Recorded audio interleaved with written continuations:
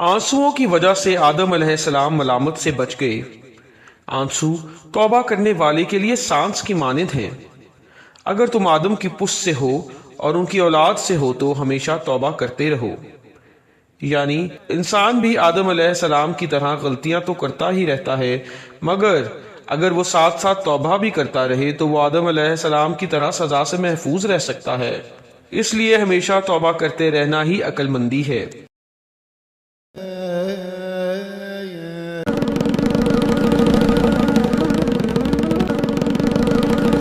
اگر تم ایک موسیٰ یعنی خدا کے بندے کی نصیحت کو نہیں سنو گے اور اس کی بیعت بھی کرو گے تو تم لوہے کی تلوار سے ٹکرا رہے ہو۔ اس تلوار کو تمہاری جان لیتے ہوئے کچھ افسوس نہیں ہوگا، اور اس میں قصور صرف تمہارا ہے اے بھائی، صرف تمہارا۔ یعنی اللہ والے اللہ کے حکم کے مطابق کام کرتے ہیں، سو اگر وہ ہمیں کوئی ہدایت کریں تو وہ اللہ ہی کی جانب سے ہوتی ہے، اس لیے ان کی نافرمانی اللہ کی نافرمانی ہے، سو ایسا کرنے سے انسان کو سخت سزا ملتی ہے۔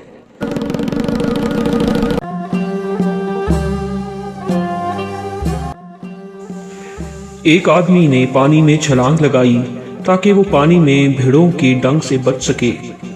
بھیڑ اس کے اوپر چکر لگاتے ہیں اور جب وہ اپنا سر نکالتا ہے تو وہ اسے نہیں بخشتے۔ پانی خدا کی یاد یعنی ذکر ہے اور بھیڑ کسی انسان کی یاد ہے۔ اللہ کی یاد کے پانی میں اپنی سانسیں روک کر استقامت کا مظاہرہ کریں تاکہ آپ پرانی سوچ اور خواہش سے آزاد ہو جائیں۔ اس کے بعد آپ خود سر سے پاؤں تک اس پاکیزہ پانی کی فطرت اختیار کر لیں گے۔ یعنی اللہ کی یاد سکون کا باعث ہے، جبکہ انسانوں کی یاد تکلیف کا باعث ہے۔ جب انسان اللہ کی یاد اور ذکر میں رہتا ہے تو بالآخر اس میں اللہ کی صفات پیدا ہو جاتی ہیں۔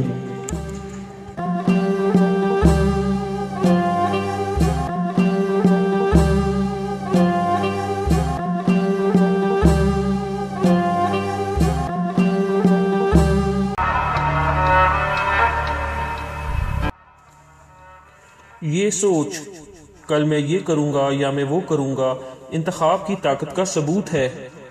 اگر اللہ کے سوا کسی کے پاس اختیار نہیں ہے تو جس نے تمہارے خلاف جرم کیا ہے اس پر تم ناراض کیوں ہوتے ہو؟ جب جسم اور نفس کی خواہشات پورا کرنے کا وقت آتا ہے تو تمہارے پاس 20 آدمیوں جتنی طاقت آ جاتی ہے۔ جب تمہارا دوست تمہیں کسی فائدے سے محروم کرتا ہے تو تمہاری روح میں فوری اس سے جھگڑا کرنے کی طاقت آ جاتی ہے، لیکن جب خدا کی نعمتوں کا شکر ادا کرنے کا وقت آتا ہے تو تمہارے پاس انتخاب نہیں ہوتا اور تم پتھر سے بھی کمزور ہو جاتے ہو۔ یعنی انسان کو اللہ نے انتخاب کی طاقت دی ہوئی ہے، پر اکثر لوگ اس سے اپنے نفس کی خواہشات پورا کرنے کے لیے استعمال کرتے ہیں اور اللہ کا شکر گزار اور عبادت کے وقت بہانے بناتے ہیں کہ ان کے پاس اختیار کی طاقت نہیں اور ان کا اللہ کی فرما برداری کرنا ان کے بس میں نہیں۔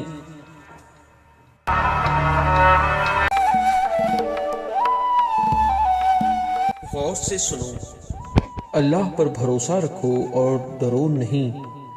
جتنی محبت تم اپنے رزق سے رکھتے ہو تمہارا رزق اس سے زیادہ تم سے محبت رکھتا ہے، اور صرف اس لیے دیر لگا رہا ہے کیونکہ تم اپنی ذات کی نفی نہیں کر رہے۔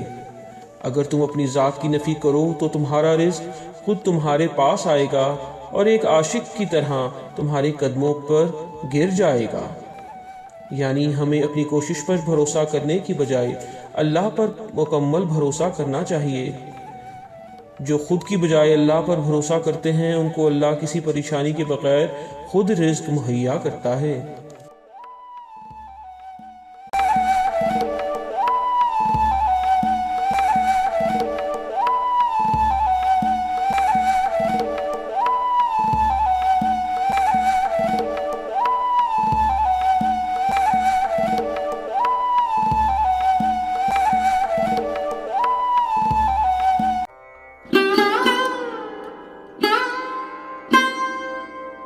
ہر چیز جو تمہارے لیے باعث راحت ہے، ذرا اس وقت کو سوچو کہ جب تم اس سے جدا ہوگے۔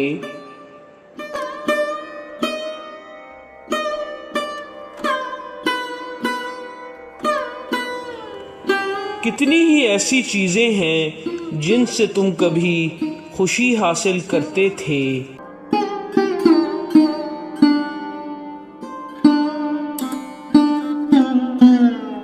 مگر آخر وہ تمہارے سے جاتی رہیں۔ جن سے تم اب دل لگائے ہو وہ بھی باقی نہیں رہے گا، سو اس سے دل نہ لگاؤ۔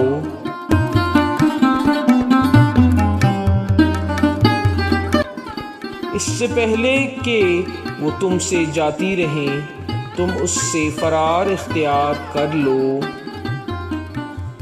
یعنی دنیا میں ہر چیز فانی ہے اور ختم ہو جانے والی ہے، اس لیے چاہے کوئی انسان ہو یا کوئی شے، کسی سے بھی دل نہیں لگانا چاہیے۔ صرف اللہ ہی کی ذات پر توجہ مذکور کرنی چاہیے اور دل لگانا چاہیے جو کہ ہمیشہ رہنے والی ہے۔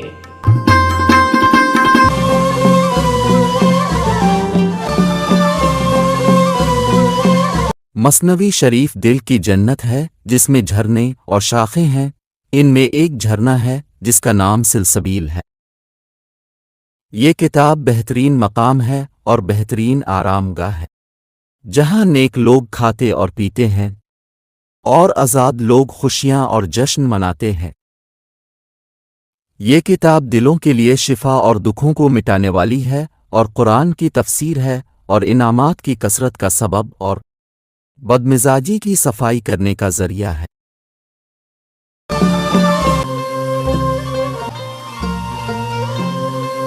اگرچہ اللہ نے آخرت میں جزا اور سزا دینے کا وعدہ کیا ہے، مگر اس کا نمونہ ہمیں ہر لمحہ ملتا ہے جب تمہارے دل کو خوشی محسوس ہوتی ہے۔ یہ تمہاری کسی کو خوشی دینے کی جزا ہے۔ جب تمہیں دکھ پہنچتا ہے یہ کسی کو دکھ دینے کی وجہ سے ہے۔ یعنی ہمیں اپنی نیکیوں کی جزا اور گناہوں کی سزا آخرت سے پہلے دنیا میں بھی کچھ حد تک ملتی رہتی ہے۔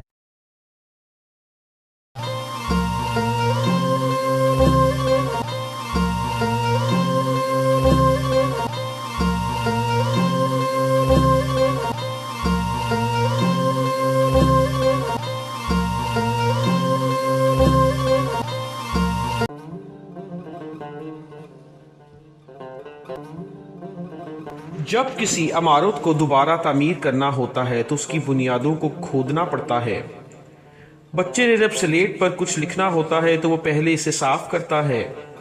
اسی طرح جب اللہ نے ہمارے دل کی سلیٹ پر اپنے اسرار لکھنے ہوتے ہیں تو وہ اس کو آنسوؤں اور خون یعنی تکلیفوں کے پانی سے دھوتا ہے۔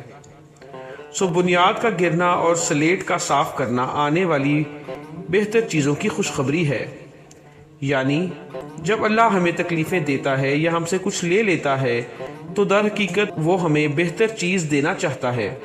سو ظاہری تکلیفیں اور نقصانات خوشخبری ہیں کہ ہمیں جلد ہی بہتر چیزیں ملنے والی ہیں۔